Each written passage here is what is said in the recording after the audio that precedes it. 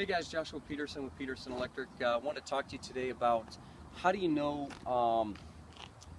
what size of truck can pull what size of RV. And basically this is a bumper pull. There's a sticker on the back side that says that the dry weight on it is 4,900 pounds. That's not including all three tanks full. So if you've got 30 gallons of black, 30 gallons of gray, and 30 gallons of water, yeah, that can be roughly about 90 gallons. And let's just assume it's 100 gallons with all of that. And at 8 pounds a gallon, that's 800 pounds if you guys are filling up and driving home to dump. Keep in mind also, if you have any extra water you're putting on, bikes on your back of the RV, any tools, clothing, food, extra coolers, ice, play toys, dogs, things of that nature. When you're pulling down the road, they're not telling you that you could possibly add another 1,800 pounds or 1,900 pounds of weight on there. And so if you're at 4,900 pounds and let's say you add 2,100 pounds, that's going to get you right at the point about 7,000 pounds.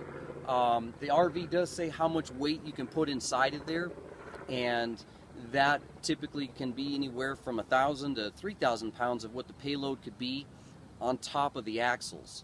And then the other thing you got to keep in mind, guys, is your truck. Can your truck even pull that?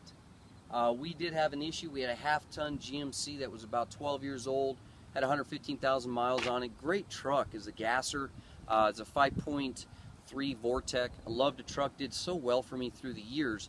But once I got into pulling ditch witches for work and a backhoe, and then we started pulling things of this nature like an RV all the time, you know, you're running about 6,000 pounds of weight with the extra added stuff, and then in the back of the bed of the truck, sometimes we'll end up putting a bunch of water in there and other things for work.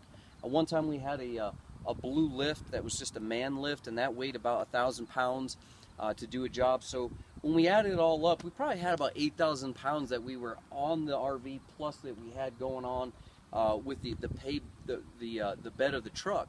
And once you start derating that, you got to keep in mind also that if you are going in the mountains, you have to take off about another 20% of that weight because of the oxygen change. So literally within about 3 months, we started noticing that our transmission was slipping a little bit. So we decided to sell the truck before any damage had happened. And the only disappointment I had with the RV company that I used to buy the thing is that they didn't really talk to us about some of that. I did not feel they were educated enough. But we did talk to a couple of mechanics down at the GMC, and we did decide to sell our truck and upgrade and buy. So we bought a Duramax, and I definitely think that if you're going to go pulling a trailer as a bumper or fifth wheel in the future, you're going to want at least a 3/4 to a 1 ton. If you're going to get something that has 3 axles underneath that can pull a boat too, you might want to get a dually on that.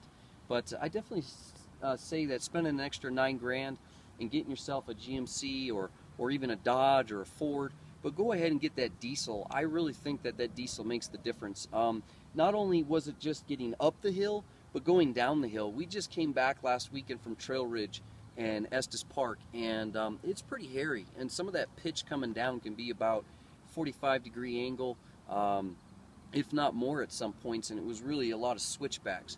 And so when we took this coming down, we had the brake exhaust that we were relying on. We also could downshift the transmission. The transmission, as you hit the brake, would cut out. The fact that the transmission was a 6-speed, or actually a 7-speed on this, and then you also had the braking on it. The brakes are just larger, and we also had the assist brakes in the back and the axle doing the work. We barely had to hit our brakes even coming down Trail Ridge Pass here in Estes Park on Highway 34, I believe. So doing that descending, my half-ton GMC didn't have that capability. And this Duramax, the braking on it, the power, it's night and day. We can get up the hill at 75 miles an hour and barely hitting 2,500 RPMs in 4th gear. No, I had 5th gear actually, because we had at least, by the time we had 3rd gear, we were up to about 80 miles an hour. I wouldn't suggest going that fast with an RV unless it's really light, but we did pretty well at 75, just going up I-70, just getting up to Dillon. So anyways, guys, keep in mind that when you're buying the back end of this, you have to consider the braking and the power in the front end, and sometimes that can be a make or break for you when you're buying your RV. All right, guys, thanks for joining us. Have a good day.